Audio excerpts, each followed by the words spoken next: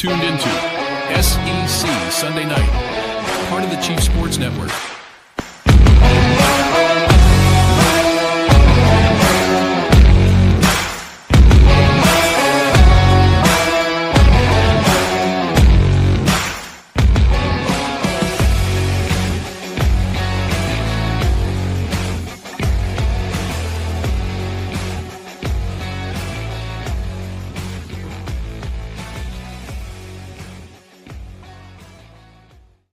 Welcome to SEC Sunday Night Live on the Chief Sports Network. We are here after an insane and chaotic Week 12 in the SEC. I am Rob Williams. He is Craig McMichael, and we are, as always, proudly presented by Hewitt Damaduros Law, HDLawSC.com. We are about relationships here at SEC Sunday Night, and Hewitt Damaduros is going to bring you the best relationship that can win you money in your case if you have a personal injury or you need them for another case.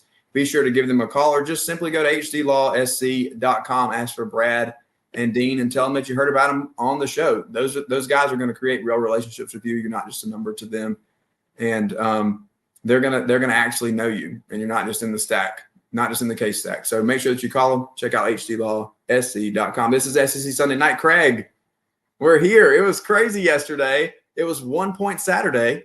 I think we missed the memo. We had a 1 point weekend. In a lot of arenas, not just in the SEC. We started Friday night with a 1 point game, and then we had some real close ones yesterday in the SEC as well. As you can obviously see, Kyle Field is behind me. The what I believe should be the number one ranked Texas A&M Aggies pull off the comeback of the number one. Stop it! I still got them number one. I still got them. I think that they showed resilience. I think that they showed togetherness. I think that they're battle tested.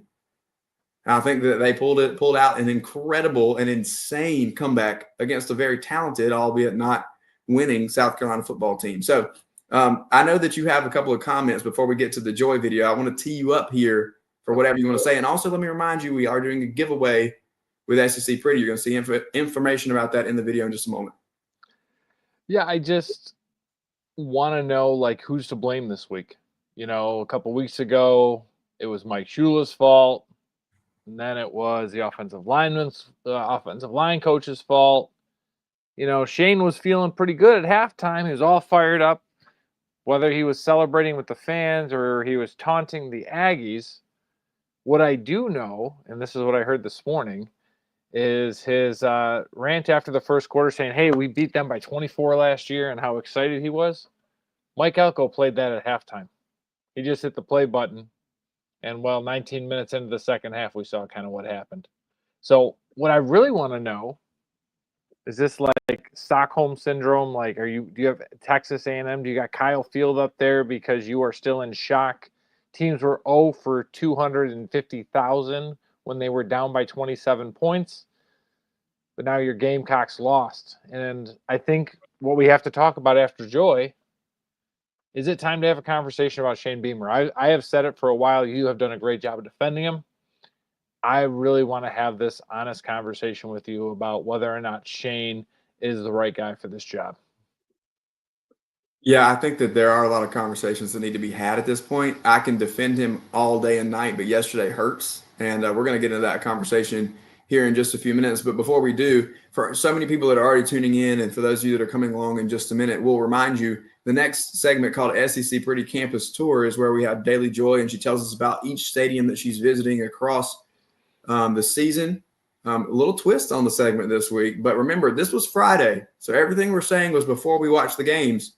And the purpose of this segment is, as always, to show you all of the freezing cold takes that we had and how we thought this weekend would play out. We'll be back in just a minute to react to how things played out in Week 12.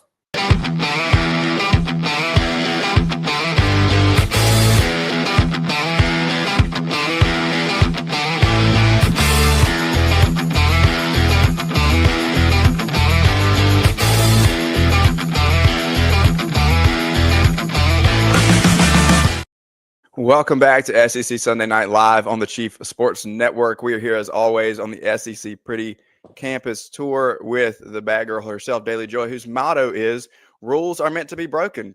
Tell us why that is, Joy. Yeah, I had originally said I was never going to repeat a stadium this year. I was always going to go to a new stadium. But I'm just going to be so bluntly honest with y'all.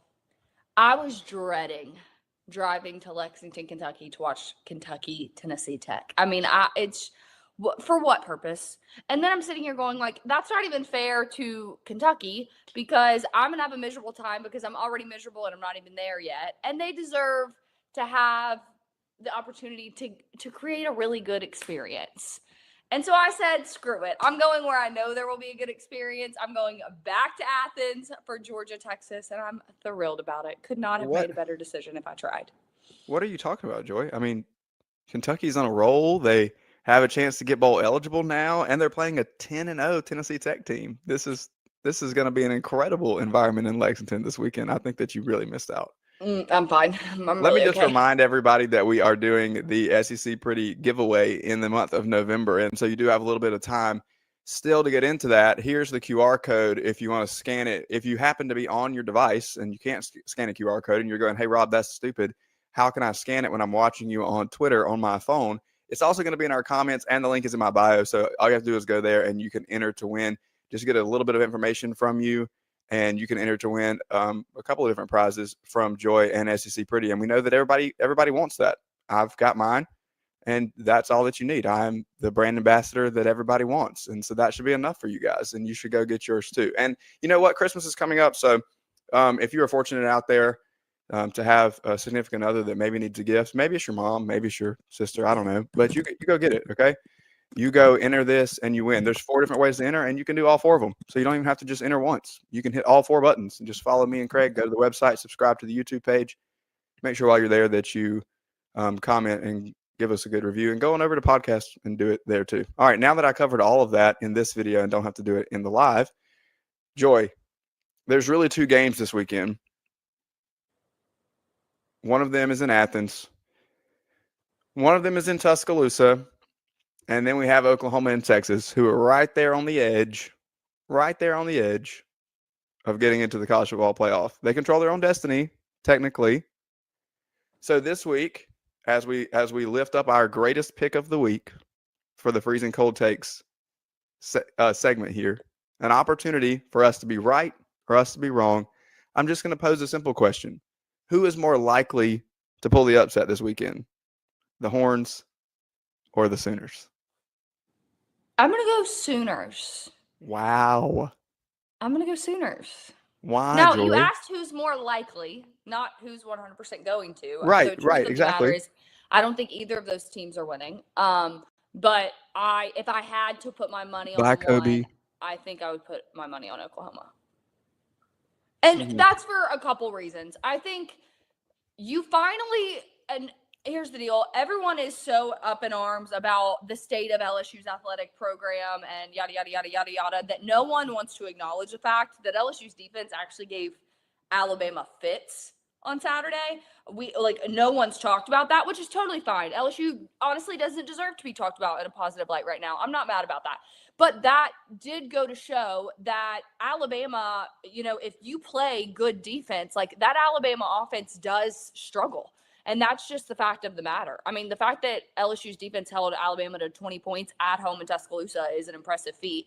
And I would dare to say that Oklahoma's defense has been better than LSU's for most of the year. So I would say if I had to take a team that could upset Alabama, it would be Oklahoma. I think the truth of the matter is that Alabama's already been beat once this season by a much lesser opponent in Florida State.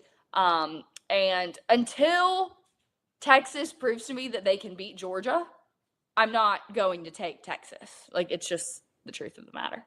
All right. True to form, I'm going in the exact opposite direction. I think that Texas has a good shot. In fact, by the time this comes out, you will have already seen the screenshot of mine and Craig's texting back and forth picks of the week. But I'm going to pick Texas to win this game. I think that Arch Manning is picking up steam. Oh, that's so funny. I said that 2 weeks ago, and you're like, you did on the Arch train. That's absolutely correct. And now you've backed off. But first of all, are you excited for Athens? Last time you were in Athens, you were in the stadium with us. This time, we're going to roll up and see what happens. What SEC Pretty hat are we wearing? That's really the question. I mean, I'm going to wear a Georgia SEC Pretty hat, which I tend to do if you've paid attention at all throughout the season. Like I've always worn the hat of the home team for the most part. Sure, but you also broke a rule by going back. So rules are meant to be broken. We can wear burnt orange. All righty. So a couple other things going on around the league that I think we need to talk about. You mentioned this off the air, and so I'm just going to have to throw it in here. What does it look like if Arkansas hires Ed Orgeron? And also, I would love to point out before I give you a chance to answer, because that's what a good host does, is just really talk over you for a long time and give you just a couple of seconds to fill in here. Hunter Yurchek is now the chair of the college football playoff committee. He's also hiring a football coach. It's also basketball season, and we know that managing Cal is always its own sport. So does he have time? There's no way he has time. This is the argument that we make every year about putting these freaking athletic directors on this college football playoff committee. There is no way they have time. They're not watching games. You can miss me with all of that. There's no shot they're watching games to the level that we are watching games, or people who are covering this and writing about it day in and day out. No shot. So, I just don't think he has time. And maybe that means he does end up with Ed Orgeron because he's just going to do what he's got to do. What do you think? Yeah, it would not shock me in any way, shape, or form. The problem with that hire is that it just makes your program look as unserious as we already all think it is. The reality of the situation is, like, Ed Orgeron was a PR absolute nightmare towards the end of his tenure at LSU. That's what, like, a lot of people don't like to acknowledge, is everyone's like, they fired him 2 years after. And I'm like, if your coach had been doing the off the field antics that he was doing and losing games, you wouldn't have had a choice either. Like, he put LSU in an impossible situation. He does want to get back into coaching. I think Arkansas, like, culturally would probably be a pretty decent fit for him. But I just don't know how capable he is of winning whenever he's not surrounded by insane amounts of talent, i.e. Joe Burrow, Jamar Chase. You look back at that 2019 LSU team and you're like, Jimbo Fisher could have won a national championship with that level of talent. And, like, we all know he couldn't win anything. So I just think there is a level of distrust that I'll have for Ed Orgeron moving forward. Right. Speaking of job openings, I'm not even going to entertain the fact that Lane Kiffin is going to Florida at this point. This game gets some hype, I guess, because that is somewhere swirling in some delusional rumor mill. But Ole Miss is 11.5-point favorites at home against the Gators, who beat them and knocked them out of the college football playoff last year. You've got a Florida team who I would venture a guess has pretty much quit based on what we saw last week. And you have an Ole Miss team who is growing in momentum, and I think can probably taste the college football playoff and potentially an SEC championship berth at this point. 11.5. I think it's too small. Let's go. Let's set the line here. How many points do you think Ole Miss wins this game by? I'm just going to go out on a limb and say you're going to pick the Rebels here, because I am too. So let's have a little fun in a different direction. How much does Lane Kiffin run the score up? How bad do they beat them? I don't know. I would say maybe 14. I don't know if I'm as big. Like, I think you're thinking it's going to be like a school drugging. That's just what the vibe I'm getting from your words, which is totally fine. The fact that me and you have differing of opinions is not that shocking. They lost by 31 to Kentucky last week and benched Lagway. So yeah, no doubt about it. I tend to think that these scores are less like that when there is so much pressure on one particular team. Like, the reality is last week, Florida knows they're nothing, and Kentucky is, like, again, fighting for bowl eligibility, but that isn't special to Kentucky either. So neither one of those programs really had anything to lose. They're playing their loosest football. The problem is, like, Florida's just bad. Like, that's really just the reality of it. But the reality is also on Saturday, all of the pressure is on Ole Miss to win. And sometimes when that happens, you don't always play at the height of talent that you're capable of playing at. So yeah, I think Ole Miss wins. I think Ole Miss cover. I think they win by probably 2 touchdowns, but I don't see this being as big of a skull dragging as maybe you do. I'm going to go with something similar to last week. So I'll say like 35-10 but 25 points is still significant and way more than 11 and a half. No doubt. So I think there's a good chance that something like that happens. All right, so we've got a few nominees here for the freezing cold takes of the week. But as you know, SEC Pretty has broken the rules and they're going back to Athens, which means everybody, as we approach the end of the year, we're about at the time when the rest of the country starts accusing us of being conference supporters. So if you're pulling for a team that has no shot at the college football playoff and you're just going to pull for the SEC, now's your chance to go get some SEC Pretty merch. If you haven't done it at this point already, it's just secpretty.com. It's that simple.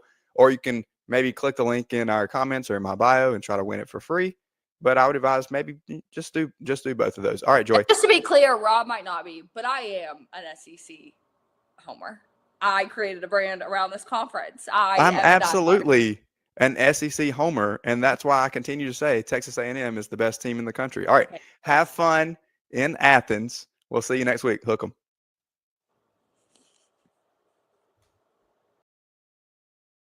This is SEC Sunday night on the Chiefs Sports Network.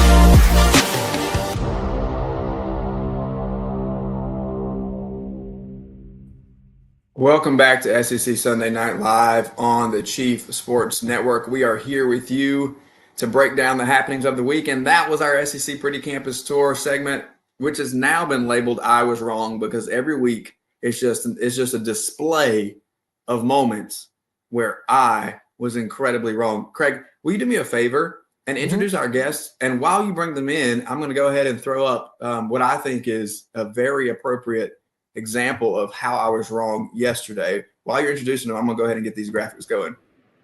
I would like to welcome in from the Rebel Walk, Miss Evelyn Van Pelt and David Walker.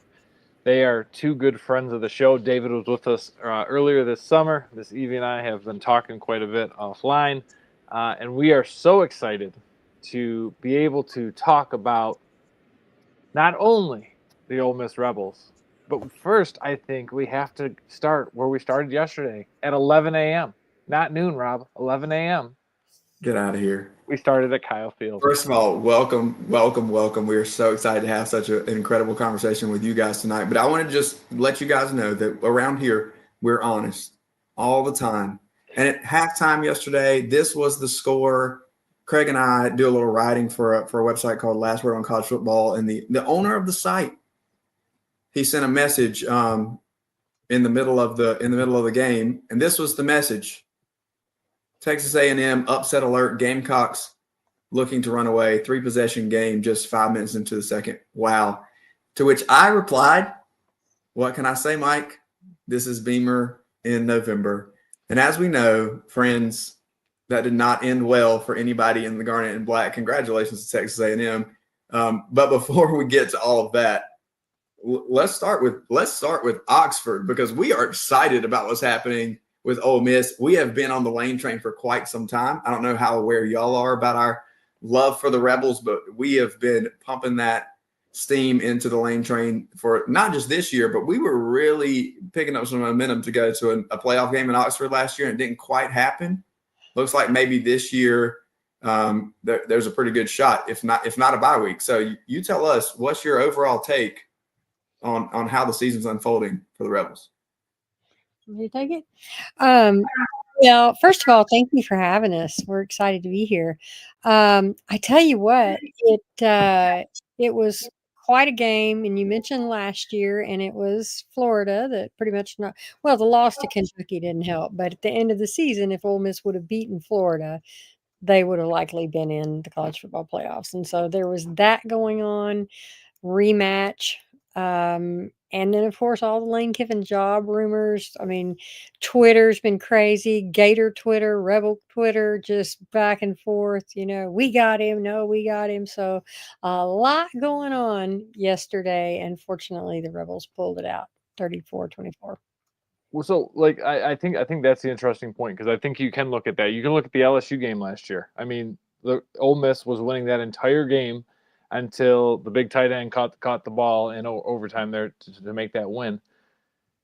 When you look at the game yesterday, it was 24-20 at halftime. It was frustrating, but watching that game, I had both the Ole Miss game up and Georgia game up. You never really felt like Ole Miss was out of it. It was just kind of like like pull your head out of your backside and like just start to play, which I think they finally did kind of towards the end of the third quarter. What have you seen this year that it's not necessarily the sexiest of what like Ole Miss is doing, but they're showing that they can win ugly and they can win a little bit gritty? Is that Lane maturing? Is that this team maturing? What are you equating that one to as you've seen it? Well, I'll tell you what, looking at last year when they had 4 games that were one-score games in the fourth quarter and they lost 3 of them, compared to this year, they've had 8 games that were one-score games in the fourth quarter. 8 games this season alone, and they have won 7 of those. So you're talking about a team that has been forged through fire. If you're looking at a lot of the other teams out there that may be ranked ahead of them in some ways, well, let's look at their schedules and see if they haven't just been part of blowouts, or have they had to put it on the line in 8 of 11 games so far, where the final score was in doubt into the fourth quarter. And even at Georgia, when they were at Athens, they went into the fourth quarter there with a 9-point lead. And that's the one of the 8 that they lost. I wasn't going to bring that one up. I was going to avoid this one. I wanted to stay friends with y'all. So Yeah, no. So you're talking about, winning the other 7. And of the other 7, they had to come back yesterday against South Carolina. They were behind in the fourth quarter in that one. Florida. Against Florida, I'm sorry.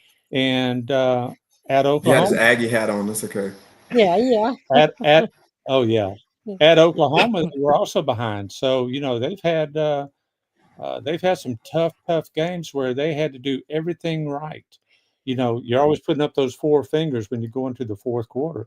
Well, this is a team that has proven that they are fourth quarter ready, and I think that's what stands out for them this year, definitely over last year.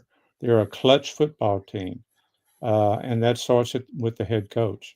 Well, they and the players, I mean, it's interesting to me, like Caden Lee, who's a really strong returning receiver that Ole Miss has. He talked this week. We got a chance to interview him, and he talked about how last year when they went into Florida, I mean, again, it was like he didn't say we were too high on the hog, but that's kind of what it was. He said, it's like we just thought we were going to win, and they got 13-point favorite. Yeah, they got out hustled, out gritted, out, everything. And he said this season, we don't have that same mentality. And I don't know how you'd lose 8 NFL draft picks, which is what Ole Miss had in this draft, and including their quarterback. And they were picked, I think Vegas had them at 8.5 wins predicted for this year. And if they just have a lunch pail mentality, they just go to work and gut it out, and they really are good at blocking everything out. to be fair, I did have them in our picks, in our preseason picks. I did have Ole Miss at 11-1. So I wait a minute, Craig. Wow. Wait a minute. I was about to say You and Iggy both. We both had them at 11-1. I didn't want to give the Gamecock any credit, so in April. So we do a thing during spring ball where we pick the records of the teams, and we pick every single matchup. So we have a spreadsheet of every game that every SEC team plays, and then we go back and we see how right were we during spring practice, because who really knows anything during spring practice, right? Yeah. Right. But we both picked Ole Miss to be 11-1 and in the SEC championship game. So and you probably thought Austin Simmons was going to be the quarterback. Absolutely, and we talked about him a lot. Yeah. We did. We sure How'd did. you do with Auburn, Rod? About the same as you did, Craig. We both had Auburn 9-3, but we're here to talk about moments that we got right for the moment. And we've already exposed all the cold takes. We'll get back to our Auburn predictions on another show. I think They've had enough time with Brother Hugh. I think the SEC writers, they were saying yesterday, and I don't recall because I wasn't at SEC Media Days with you guys, but I think they were saying Sellers was the first team All SEC quarterback in preseason. Yep. And him and Nuss and everybody, and Sellers was first team. Nussmeier was second team. It's been a weird year. And speaking of, you mentioned earlier about Lane Kiffin being a big piece of why this team is where it is, and obviously Florida has their opinions, especially their fans on Twitter. Welcome to any Florida fans who are watching, by the way, about where he may end up after this season. We've kind of planted our feet in concrete that we don't think he's going anywhere. What's the take in Oxford? How do you guys feel? Do you feel very confident about him being back coaching the Rebels next year? There's a lot kind of up in the air from a national standpoint. He definitely has his options and his suitors. Yeah, I mean, it's been really in the Oxford area. I mean, it's been back and forth. I mean, I'd be lying if I said everybody was saying, "Oh no, he's not going." I mean, there are a few people who thought that, but Florida folks seemed awfully confident. Their media seemed confident. They were pretty strong in their confidence. And but honestly, I still have always held on to the fact that just the way he stayed in 2022 because his daughter was there and wanted him to stay she was starting at Ole Miss, and now his son is the starting quarterback for Oxford High School, and they are in the 7A playoffs, and he's just a sophomore.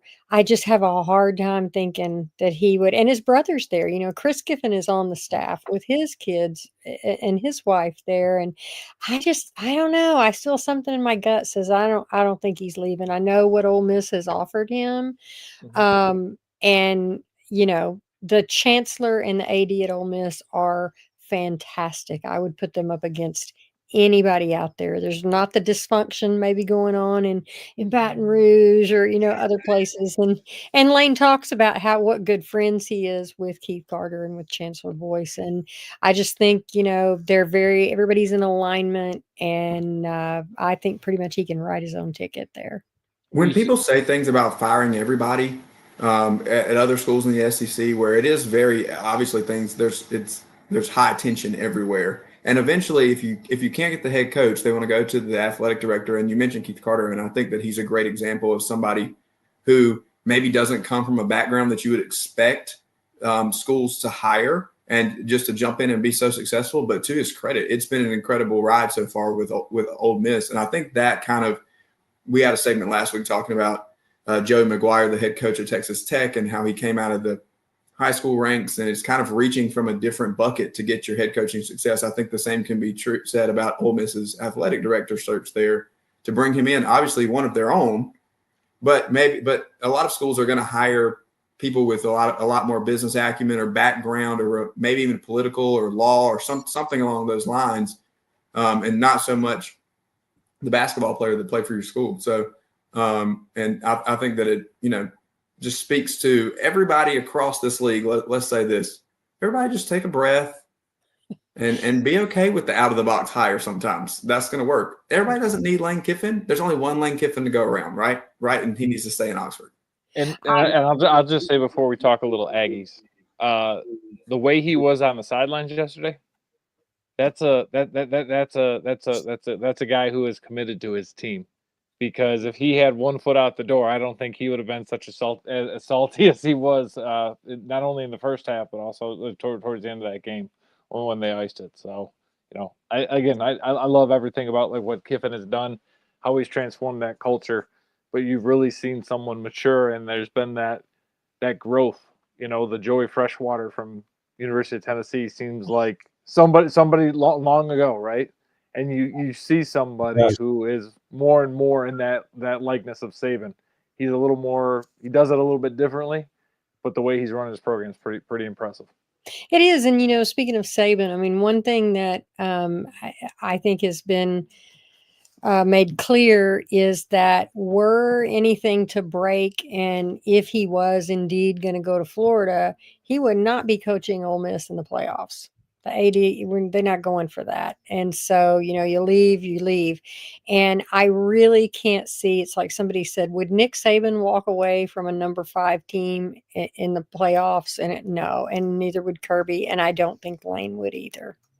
I think Brian Kelly's the only one who's ever done that. Because I'm pretty sure Notre Dame was like 5 or 6 when he left to go to LSU. So. Oh wow. Okay. Yeah. I knew but that was before we expanded the playoff, and we got to get one more shot at Brian Kelly because you never know. BK, baby, that's right.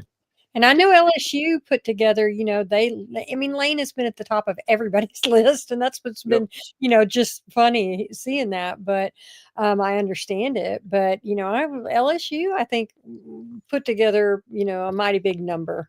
And I just think they're a little dysfunctional right now. I just don't think. I think that's an understatement, but they are. They probably were the biggest threat in my mind to take somebody like Lane Kiffin, but the dysfunction continues to rise, and we'll just continue to believe that the situation in Oxford is too good to leave. And you really just said it. Now, to College Station, I'll tee this up a little bit, and then I'm going to get out of the way and go continue to lick my wounds.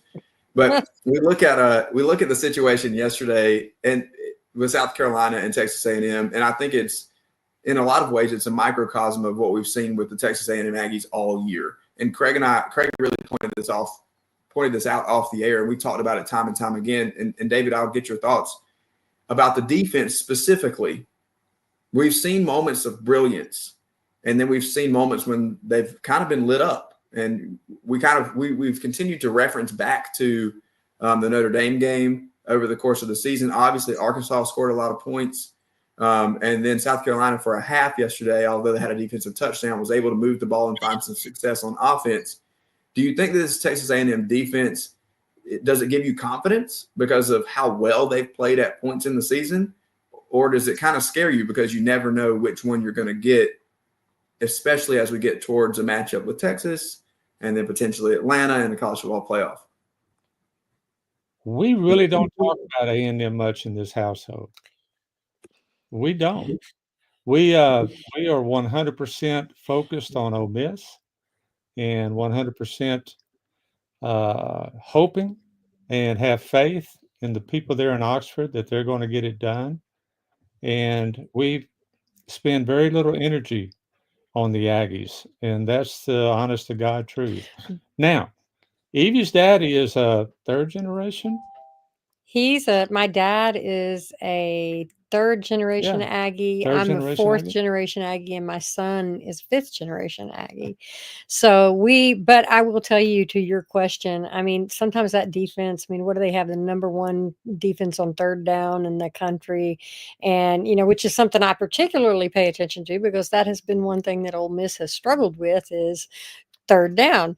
But yeah, they've looked really strong at times, and at other times yesterday, when they're all of a sudden behind 30-3, you're just like, where did you go? That's not the number 1 defense in the country right there. So, but to your point, I do have some observations that I've made about them, and they kind of relate to back in my day whenever we first got the thing rolling at A&M, where the winning began. Actually, we, on a couple of occasions, had 3 true road games in a row. And in that third game, we were number 5 in the country twice. And we had gone to LSU, and we had beaten LSU. We went to Washington, beat Washington. And then we went to lowly Kansas and lost that third straight road game. And my last year, we had 5 straight true road games in a row. Now, I'm telling you, sometimes coaches these days, they talk about, oh, well, we got back-to-back road games, and all this. And I'm thinking, man, that's easy pickings for somebody like us because we had 5. But our third game, we were number 5 in the country, and we went up to Michigan after going to Virginia Tech, Texas Tech, both sides of the country, and then heading north to Michigan. And we lost that third one, had to come back and go to Baylor and had to go to Rice. So anyway, 5 straight. So we were really looking forward to the next home game that we were about to have, and it was against SMU. SMU wasn't very good. And I happen to recall we were 17-point favorites against SMU that day. At halftime, after coming back home and getting our home crowd behind us and finally getting off the road, we're behind 21-7 against a team that they shouldn't even be on the field with us. So when this happened yesterday and it's 30-3 and I'm thinking 21-7, well, shoot, we didn't have the offense really to have any kind of comeback because we didn't practice situational football. We didn't have a 2-minute offense. We never discussed 2-minute offense or hurry up or anything like that. This team could. And whenever they came out in the second half and took that game over, it was just really remarkable. And I remember seeing friends talking on Facebook, this is the proudest I've ever been of this A&M football program. And for guys like myself who've been around it for 50 years, and of course, Evie's been around it a lot less than that, but still, it was remarkable that they did what they did, and made that finish that game like they did. It was just incredible. Defense just shut them out the second half, much like Ole Miss did. Complete turnaround. Had to second half shutout. It was just incredible. And here's the thing. I know that you said that you haven't paid too much attention to the Aggies, but obviously there's a lot of Aggie blood in your household, and obviously you're paying a lot of attention to the Rebels.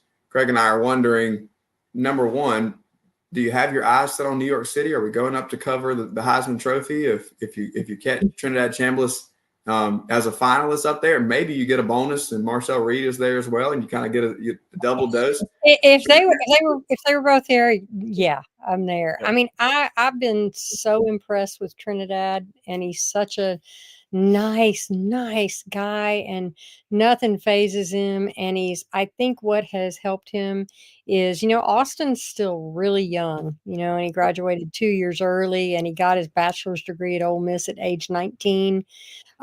He's a tremendous kid. Trinidad, I think, is 23 and just is very, very calm. And I think we've seen that out there. And humble. And humble. And they both are. They're both really good. But I tell you one thing that I've noticed is they're close, and there's not, a lot of times it can mess with your team chemistry. If you've got the guy you thought was going to be the starter. I mean, Austin sat behind Jackson Dart for 2 years, and this was really supposed to be his year. But he's a stand-up guy for the way that he's handling that. And also, I think A&M coming off 3 straight road games and being flat in the first half, as I was saying, that's what I was sort of expecting, because you just never know about that situation until you're in it. Florida, in fact, they've lost all 5 road games that they've had this year, and all 5 of those road games that they've lost were night games.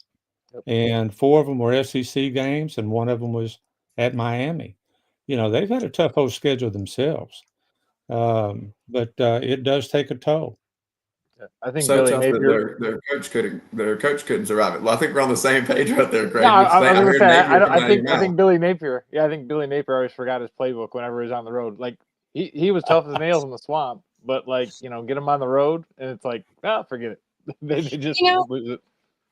Yeah, I read a stat somewhere where they were showing the coaches that have been fired in the season, and all of them had, Brian Kelly and Napier, and I think James Franklin, all of them had a top 5 schedule, strength of schedule, and it's just kind of and that's one thing Lane Kiffin has talked about. He said, everything's great, but we lose 1 game, you might drop, you'll drop and lose a second, you drop out of the top 25, and you lose your third, you're gone.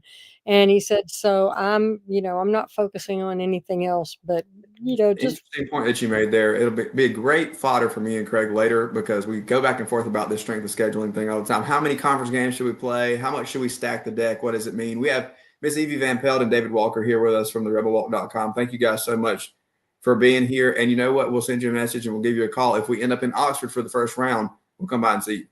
Oh, that would be awesome. We would love that. Oxford would be happy to have you. Thanks for having us, guys. Absolutely. Yeah, Thank you. thanks so much for being here with us. Night. Again, that's Miss Evie Van Pelt and David Walker here on from the Rebel Walk on SEC Sunday night. It is 8:40. We're going to take a quick break, and we'll be right back to break down what happened yesterday and get ready for It Just Means More. Genius. At TriFit Physical Therapy and Performance, we believe true health and peak performance start with personalized care. Whether you're an athlete recovering from injury or just chasing your next personal best, we're here to guide your journey. With expert coaching, hands-on therapy, and transparent cash-based pricing, you get the care you need without the insurance red tape. One client drove 100 miles just to see us and said it was worth every mile. Contact us at trifitperformance.com or 803-353-5619. TriFit Physical Therapy and Performance, where recovery meets results. When playing sports, you want a coach that will fight for you. At Hewitt Diamaduros Law Firm, we've got your back. Whether it's personal injury, insurance disputes, negligence, or wrongful death, our team delivers exceptional legal services that makes meaningful difference in the lives of the individuals and families we work for. Visit hdlawsc.com. hdlawsc.com. Hewitt Diamaduros, we're on your team. When playing sports, you want a coach that will fight for you. At Hewitt Diamaduros Law Firm, we've got your back. Whether it's personal injury, insurance disputes, negligence, or wrongful death, our team delivers exceptional legal services that makes meaningful difference in the lives of the individuals and families we work for. Visit hdlawsc.com. hdlawsc.com. Hewitt Diamaduros, we're on your team. Oh man, the building is on fire. Emergencies and accidents happen. When you're in the middle of a fire or water event, all you want is for things to return to normal as soon as possible. Resto Pros of the Midlands is with you, guiding you through the process and working with you to get your home or office back in working order. They'll answer your questions, discuss procedures, and can act as your advocate when it comes to processing your insurance claim. Resto Pros Midlands SC.com. Open 24/7 when you need them. Quality that is guaranteed. At TriFit Physical Therapy and Performance, we believe true health and peak performance start with personalized care. Whether you're an athlete recovering from injury or just chasing your next personal best, we're here to guide your journey. With expert coaching, hands-on therapy, and transparent cash-based pricing, you get the care you need without the insurance red tape. One client drove 100 miles just to see us and said it was worth every mile. Contact us at trifitperformance.com or 803-353-5619. TriFit Physical Therapy and Performance, where recovery meets results. Yo, what's up? Baby, let's go.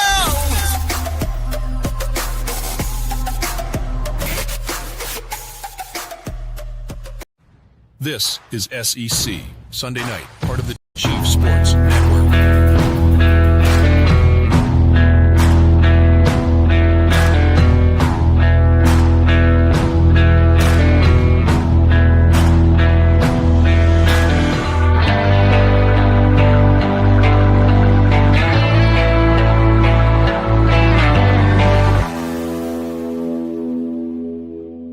Back to SEC Sunday Night Live on the Chief Sports Network. Incredible stuff from Miss Evie Van Pelt and from David Walker there from the Rebel Walk. Ole Miss is on a run, and they've given us a lot to talk about this year. But right now, Craig, we have some games from yesterday that we need to discuss. Obviously, I picked Texas once again. How were your picks yesterday? I was 5-3. Oh, I was 7-1. Okay, you were 7-1. Wow, yeah. Look at that. One to brag, I see. Also. Never. We're not. You've abandoned the "I was wrong" segment for the gloating segment. Can we get can anybody? You guys slide in my DMs if you want to sponsor the gloating segment for Craig. Don't slide in my DMs, please. Please, I don't want that. I don't want to. My DMs are open. Slide in and let me know if you want to sponsor Craig's gloating segment. It's wide open out there. All right. So let's start with Sooners and Tide. Okay, so Sooner Magic is a thing, I guess, and we were able to see something happen from Brent Venable's team yesterday. Let me kick off with this, okay? There is a lot of panic about Alabama, which I think is ridiculous. Yep. Every single week, my phone is flooded with text about this team or that team. Oh, this team is so good. Oh, this team has fallen off. This team is the best team in the country. That team over there is elite. This team sucks. It just goes in every direction. And every week, different teams are highlighted. We have to stop overreacting every single time. I know this is a business and that we have a show to do here, and so we need people to talk, and this is great for us. Everybody's going nuts, and we're going to bring Casey in a minute. The boards are on fire. Yep. But there is no need for us to have this panic attack every single week. We got to stop overreacting, man. Like, just because Alabama lost to Oklahoma yesterday, we think that's a reason to hit the panic button. They're still a really good team who has a great shot at making a run in the playoff. So I'm going to put my AP Gov hat back on, and then for all you that don't know, I taught AP Gov in politics for 12 years at a local high school here in Detroit. And we used to have this reading where we talked about election results sometimes can be more provocative than they're profound, because like as we're looking at the ticker on election night, like we're trying to make this statement like this is for sure like what is going to happen. The Oklahoma-Alabama game, more provocative than profound. Okay? Yes, Oklahoma won. But Alabama had 3 turnovers. We learned that Ty Simpson's going to have to be pretty good for them to be good. You look at total yardage, Bama had almost 450 total yards. Oklahoma had about 225.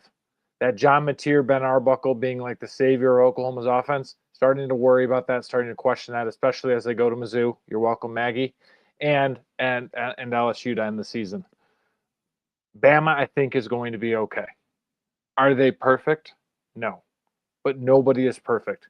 Yes, they stubbed their toe. They put themselves in a bad spot. But I think overall, Alabama still has themselves set up right. Now, it is kind of funny. They've got to end the season at Jordan-Hare.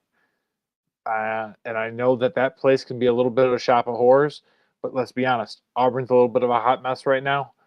Look for that one probably to be close. But for Alabama to get the win and get themselves back to the SEC championship game. Oh, you're on mute, Rob. Producing That's and okay. hosting. Stu Bandel did the same thing today on the Audible. All right, here we go.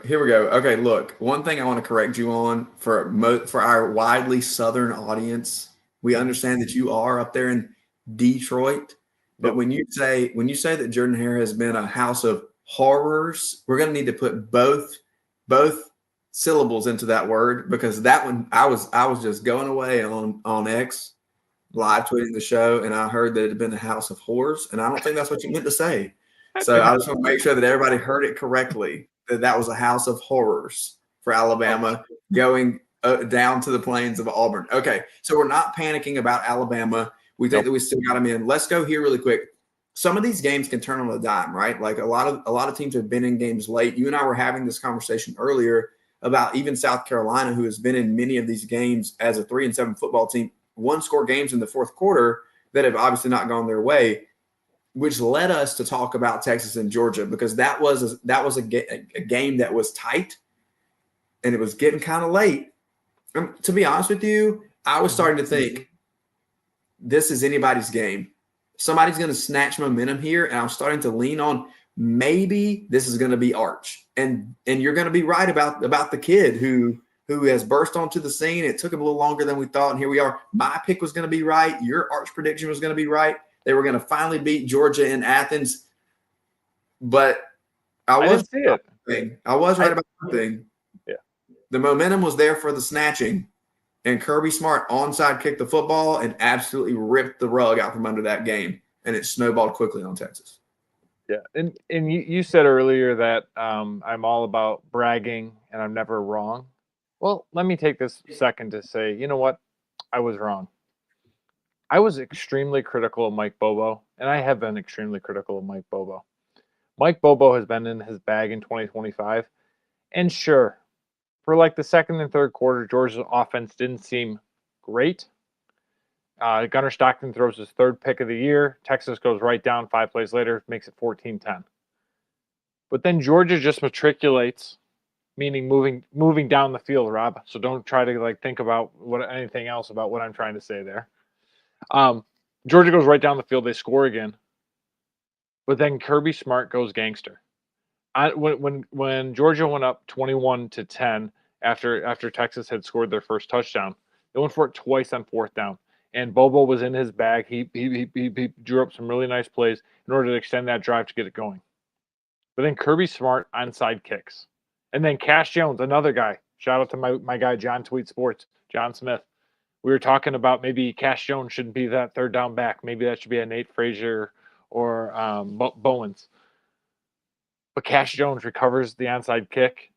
And right there you saw Texas and you saw Sark absolutely get deflated because the route was on after that. 9 plays later, Georgia puts it in the end zone. Awesome moment when Lawson Lucky catches that touchdown, points up to his little brother and his mom in the stands. Really good moment. But Georgia is clicking. Injuries to CJ Allen make you nervous. Christian Miller kind of landed on his shoulder, on his face. He came back. He is fine. Injuries may be tough for the Dogs, but it literally just seems like they are a faceless team that is going to just keep coming at you and is going to be a rabid dog, and they're going to be an extremely tough out. So, I'm really excited about what we're seeing for Georgia. That's exactly it. Yep. On Georgia, and then I'll tee you up for the horns because Sure. I did for the first time this year say hook 'em during the SEC Pretty Campus Tour segment. You just absolutely nailed it. They are clicking at the right time. And I said this week, this is not a sport as much for me like basketball or even college baseball where you have to be hot at the end of the year, because in college football, you kind of have to be hot all year. Mm-hmm. And Miss Evie just said it. If you drop 1, you're in trouble. You drop 2, you're out of the top 25. You drop 3, you might get fired in the SEC. So it's not what a thing. If you drop 7? Okay, we're going there. It's not a thing where you have to be hot and blah blah. Exactly, but they are picking up steam and momentum, and they've won enough to be in this position where they are projected in the top 4 now. I'll give it to you from Andy Staples here, friend of the show. Andy Staples, maybe I can say friend that. of the show. Listen, he's taken some of my questions on my listener email bag. He's a friend. He's a friend of the show. We'll bring Casey in, and then he can count as a friend of the show, right? Casey, I'm sure knows him personally from the esteemed Message Board Genius podcast. Here it is, Craig. Georgia's in at 4. We're not moving. A&M. Alabama and Oregon matchup would be very interesting. Here's the big change is that you got Texas Tech in that 5 slot now, so you don't have an Athens matchup for the G5. Yep. And Oklahoma in at 7 in a matchup against Notre Dame. Very interesting. I love the Ole Miss Georgia Tech matchup. Let's go ahead and bring Casey in for our discussion here. No, this is this is a theoretical prediction. So Casey would, has got to go on and say, no, I don't like any of this. I just need to know exactly what it is. No preseason stuff. I love theoreticals and hypotheticals and all the eticals. Hypothetical was the word I was missing, by the way. He's here for eticals. All right. Any thoughts here, Craig? You mentioned Texas. We don't see them here in Andy Staples' bracketology prediction. Yep. What are your thoughts on the Horns coming out of that matchup with Georgia yesterday? It could be demoralizing the way it ended up. It looked competitive, and then it just slipped away. They still have Texas A&M on the schedule. I still think they might get Texas A&M, but to me, they've truly ridden the roller coaster that Miss Evie was talking about. They've gone from number 1 to out of the top 25, back in the top 10. Now they're 17. I think it's safe to say Texas is probably going to be out. We're going to have enough 10-2 teams. We're going to have teams that are a little bit better. They're on the outside looking in. I think what Sark has to do, he's got to go look, and he's got to go say, hey, Jeff Banks, maybe let's get our special teams down, because there were a couple special team snafus yesterday. But he also has to get a running back, and I think Arch will be all set. I will say, yes, Arch only averaged about 5.8 yards per catch per throw yesterday. But he's under a lot of duress. but I think Arch has made the growth, and he's starting to make the plays that we were expecting now earlier in the year. So I think he'll be all set.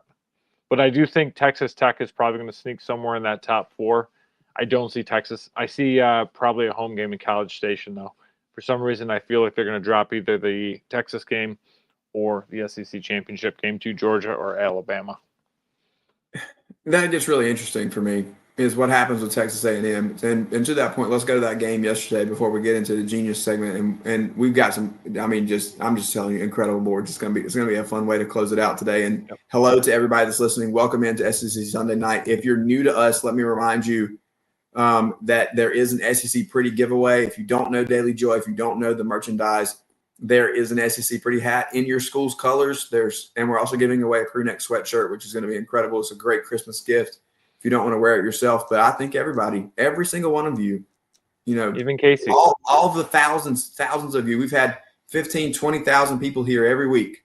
And all of you look SEC Pretty to me.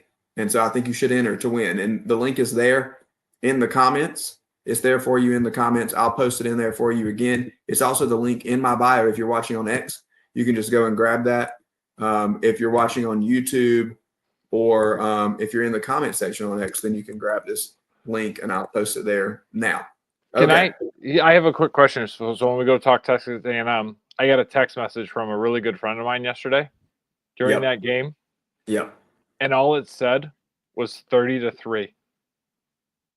Casey, you know who sent me that? No. It was weird. I'm going to guess Palk. No, it wasn't Palk. Oh, it was me. It was me. It was you. So here's my question, Rob. I'm gonna take the host reins from you. We've talked about Texas A&M. We know that there's questions. Don't get cocky, buddy. Shane is blaming a lot of people. He has fired a lot of people. Shane is 1-7 in the SEC with games against Coastal and Clemson. Do we have Shane Beamer returning in 2026? I think that we do. I think that first of all, you can't mess around and lose these last 2 games. You definitely can't lose to Coastal, and you got to have if they lose to Clemson, I think there is a scenario of ways that game could go down where Shane Beamer would still be safe. If he wins both games against Coastal and Clemson, I would bet heavily that he will still return next year. Now, to your point, I've defended till my fingers are bleeding to the bone. And yesterday hurt. Yesterday hurt my argument. It's a tough look. It's a historic meltdown. I understand. I think there will be changes with this team. You can take that for what it's worth. You can interpret that however you want to, but we know this day and age. Is Lenore's back? That is up for debate as well. Shane Beamer kind of alluded to some very key players coming back in his post-game press conference. Lenore Sellers was asked about that as well, and it was kind of mum's the word. It was, we've got these games ahead of us. I'll make decisions at the end of the year, and, quote, I'll be here because I'm here right now, end quote. And so you kind of can see where his focus is. Very, very PR answer from him. And to his credit, he's always like that. Okay, so he's very well spoken. He's very well put together. He knows what to say in those moments. He's not going to tip his hand and give you a clue which way he's going one way or the other. So, I think right now, yes. Now, if Shane Beamer loses both games to Coastal and to Clemson, call me back, Craig. I think he's got to beat Clemson. If he doesn't beat Clemson, he'll be gone. So I want to play a game. Would you take? Oh my gosh, I don't want to play this game, but we'll play it. You should have told me. I could have keyed up a nice little graphic. Yeah. Would you take big game James Franklin over Shane Beamer? No, and here's why. Because I think that they both, I think they're similar in terms of results. Mm-hmm. Obviously, when you're at Penn State, and you're in the Big Ten, you're playing with a little different deck than you're playing with the South Carolina and the SEC. But I think that they would deliver similar results. I think the difference is that James Franklin would view South Carolina as a springboard to get back up to a different level where he viewed himself at Penn State. Whereas I actually believe that Shane Beamer truly wants to be in Columbia as South Carolina. I think that he saw what his father did at Virginia Tech, and he wants to go somewhere else and leave his mark and have a career stop somewhere. It's not a stepping stone for him. He wants to find success, do things for the first time, as Steve Spurrier once famously said about Columbia. We want to do things nobody's ever done around here. I think that is what Shane Beamer is setting out to do. And prior to this year, he has dominated the month of November. 6-0 against ranked teams in his first 4 years at South Carolina in the month of November. Now 0-2 in 2025 against ranked teams. But again, you saw how that 0-2 came, a game against Ole Miss on November 1st, where the Gamecocks were at least competitive. And then yesterday, obviously, had every opportunity to win the football game.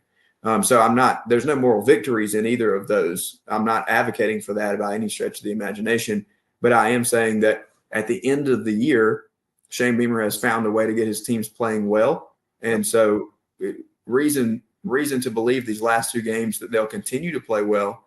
However, the bigger question for me is what's happening in those first 6 games.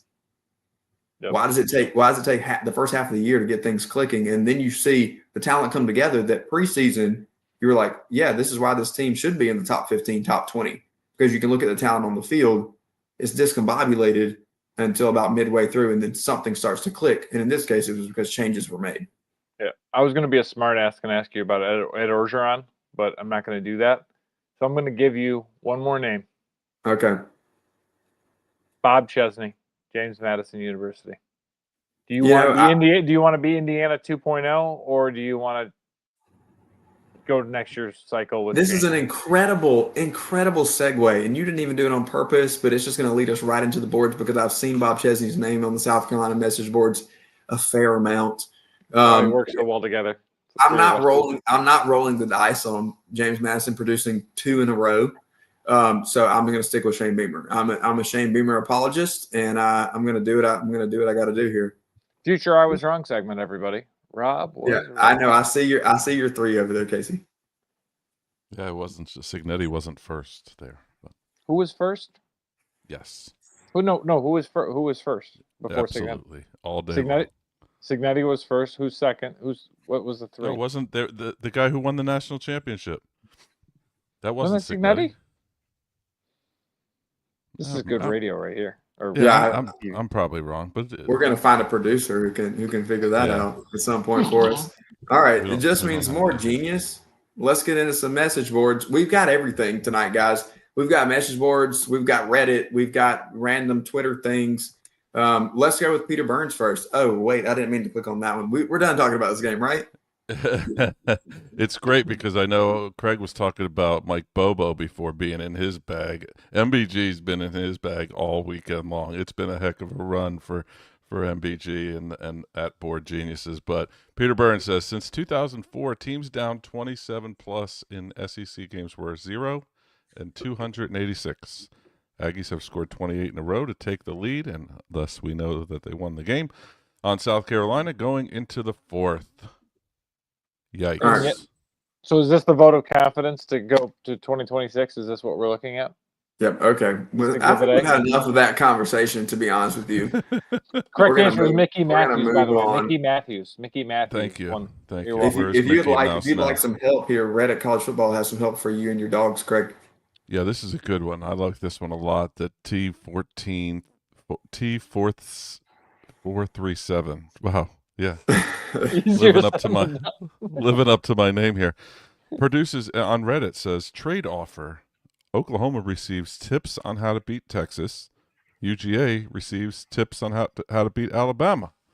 And then Oblivion Guard 19 says, I'll gladly accept that offer. Any day of the week. Before yesterday started, I thought UGA Alabama collision course in the SEC championship, and I think that changed a little bit yesterday. Yeah. It's weird. What I do love about it is it's all going to come down to like week 14. Like everything comes down to the last week of the season. for all that stuff, all the tiebreakers. But yeah, I'll take any day of the week. Basically, just show up and play and don't choke. Parity, Craig. Parity. Well, we can't do anything now until the end of the year because after Texas A&M won the game, do we have that in here somewhere? Look at that. You're the man. I want to learn from you, Rob.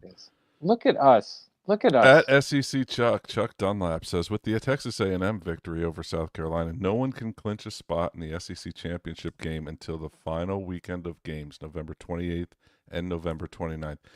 Lost in that tweet, though, is because South Carolina's playing Coastal, Alabama's playing Mercer, Georgia's playing Charlotte. Playing Directional University of Indiana. I mean, that's why it's a cool stat, but peel back the curtain a little bit. Well, but let's also peel back the curtain in that the fact that the games aren't November 27th, 28th, and 29th because the Egg Bowl should be on Thanksgiving night and not Black Friday.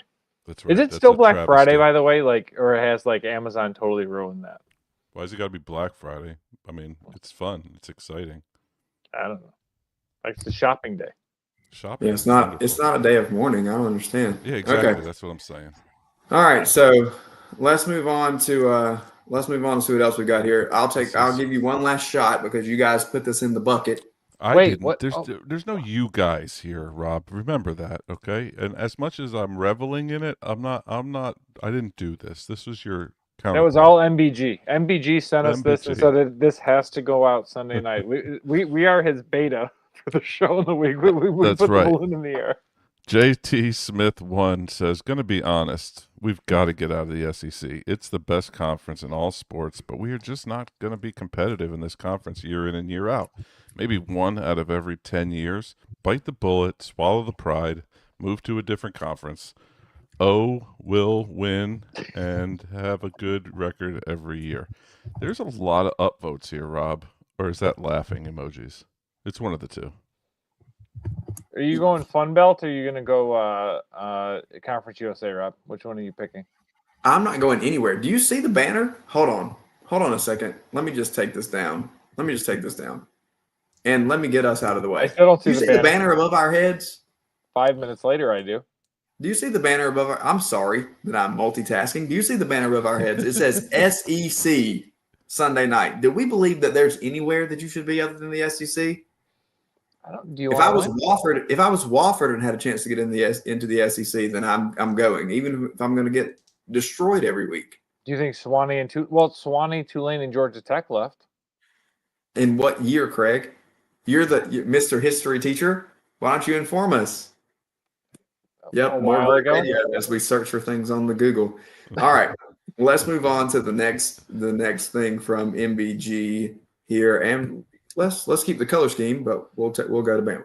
Yeah, Kalen DeBoer is just a small notch above Mike Shula, according to MBG. Mark my words, we will never win, Bama Jammer says, anything of significance with Kalen DeBoer as our coach. I have watched Alabama football for over 45 years, and I've been through a lot of ups and downs and a lot of coaches. He ain't it. He's just a small notch above Mike Shula. He will win some games, but he will never win a big one. He doesn't have the killer mentality, the step on your throat and we have you down mentality. Nice guy, but nice guys finish last. Is it all over? Is the sky falling in Tuscaloosa? Apparently it's done. Apparently this guy's done. Is there toaster bass for all? Toaster bass for all. It sounds rough, doesn't it? This guy needs a hug. The guy needs a hug. He does need a hug. Maybe, do you think he was a nice guy who finished last? Do you think he didn't get the girl? Definitely. I mean, he's got 2 losses, right? He's Yeah, still in the mix for the playoff. Yeah. He's got I believe he was hosting Oregon first round. According to our good friend of the show, Andy Staples. Friend of the show, Andy Staples. Bracketology gives us Alabama versus Oregon. Question for you, Casey. If Andy answered a couple of my email bag questions on his show, and then you had him on your show, that technically makes him a friend of the show, doesn't it? I mean, basically, like, we're BFFs. Yeah, it's 6 degrees of separation. Yeah, we're on a first name basis. Okay, good. Well, Yeah, you guys were Florida. You guys were Florida man together, so. Yeah, that's a great point, Maggie. Maggie, Maggie welcome says, back to the top 25, by the way. Can't wait for you to knock off Oklahoma next week. Confirmed friend of the show, Maggie Johnson, says Bama fans would never survive being fans of quote-unquote regular teams. I liked her last comment. I'm just saying, the one she put up before. Oh, this one's good too. She also said Casey is the most SEC pretty every Sunday night. Yeah, just a reminder, we do have the SEC pretty giveaway going on. We got a link there for you in the comments. It's also the link in my bio. And if you want to scroll back to the video with Joy at the beginning of the show, you can grab the QR code. Or just buy a hat. Buy a hat, even if you don't win. Hey, I told everybody that. You should enter and you should buy a hat. Because what you need is 2 hats. I have the natural hat. It's the one that goes with everything. It's not anybody's colors. And then you need to go get yourself. I'm an SEC fan. Can you get with the program? Do you understand the show that we're hosting and operating right now? We are for the league. I think you're just being nice by inviting me back every week. I really don't. I don't know what I am. For the league, Craig, are you kidding me? Let's go outside the league for a minute. Casey, this one's for you. Wait, I thought we were the SEC. Why are we talking about the ACC? It is really pretty fun though, Craig, if we're being honest. This ACC conference race is so great. Constant madness, says Pat Narduzzi. We don't have to win today. Pitt, we got you, coach, as they got absolutely boat raced by Notre Dame. Just hammered. And that's what Narduzzi said. For those that don't know, he was quoted in his press conference saying, we could lose by 100 this week. The only important games are the next 2. Automatic Genius of the Week? I mean, it's got to be, right? Gotta be up there. It's got to be nominated. Can we I let don't MBG like to win those though? So can we let MBG nominate him? I don't know. I think he's already got one in the hopper. Well, we know that probably Emily will probably tell who's that one because who's can't make a decision without. Can I make a nomination? Can I make a Genius of the Week nomination? Yes. Shane Beamer. No, Maggie says the natural SEC pretty hat is kind of Mizzou colors. No, it's not. It is absolutely not. If it's anything, it's Vanderbilt colors. Get out of here. By the way, lost in this entire show, we have not mentioned Nashville and Diego Pavia, and they're still coming, Craig. They still have a shot at the college football playoff. Should we count the teams? No. Let's go back. Let's go back and count the teams really quickly. Let's bring this back up from friend of the show, Andy Staples. We've established at this point. Georgia and Texas A&M make 1 and 2. Then we go to number 6, Ole Miss, 3. Number 7, Oklahoma is 4. Number 8, Alabama is 5. The SEC teams currently in the picture. What does it take? Why are you saying so many numbers? I was so confused what you were trying to do. Math. What does it take to get those 5 and Vanderbilt giving us 6 SEC teams in the field? Vanderbilt's not going in.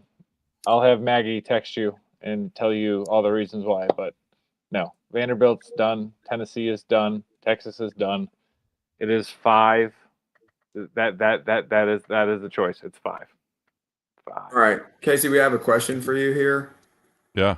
Throw this up here for you. Yeah, my buddy Houston Burnett, one of the best in the business. So does Casey being on tonight confirm Clemson to the S? Houston, if you just add confirmed at the end of any statement, you can believe it. So Clemson to the SEC confirmed. There you go. Confirmed. Reporting live. All right, we got one more board. Tonight we had Miss Evie from the Rebel Walk.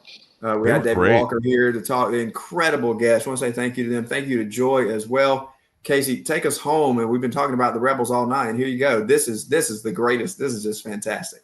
Ole Miss should fire Lane Kiffin before he can leave on his own, according to STRDB. That's a lot without vowels. Don't give him the satisfaction of leaving on his own terms. Fire Kiffin. Fire everybody, Rob. Is this not the most – this is the craziest one that I've seen in a few weeks. We've had some fire everybody's that we've been able to feature. We had fired the president. We had some major firings, okay? We're calling the fire department to get people fired around here. Fire Lane Kiffin before he gets a chance to is one of the most let's highlight the passion of SEC fans takes more than I've ever seen anything else. Craig, what you got? What do we think the original post was? Because we can see in gray there it says this post was edited by STRDB 44 seconds ago. Like, he doesn't have punctuation. Like, what else do you think he said? He was fired up coming to the boards. He was fired up with a mission. Here's my actual prediction from a typo autocorrect standpoint. I bet the word don't was autocorrected to the word done. Oh, yeah, it happens to That's me on my the guess. iPhone all the Don't time. give my him the guess. satisfaction. Happens often. I kind of like that though. Don't give him the satisfaction. That's your feeble attempt at a Southern accent, which is better than you saying that Alabama was heading into a house of horrors earlier. Okay, I think that's enough fun for us. My ears perked up for that, Rob. I was awake. I was awoken by that Also, phrase. Case, speaking of ears perking up, the MBG pod went live last week, and we had a ton of fun jumping in and in the comment section. I know I did. Craig's comments were a little too frequent for me, but if we could filter him out next time, I think I would enjoy the show a lot more. But regardless, fantastic show. I love when you guys are going live, and the graphic was phenomenal. Yep. Can I give a shout out to Tony Vitello for the San Francisco shirt? I really appreciate that. Go Giants. All right, that's it. We're done. We'll see you guys next week. This has been SEC Sunday Night Live on the Chief Sports Network. Hello to so many new friends tonight. Thank you for being here. SEC Pretty Giveaway is running all month of November. Make sure that you grab that link. And we'll be back next Sunday night to break down Saturday. All right, we'll see you next time on SEC Sunday Night.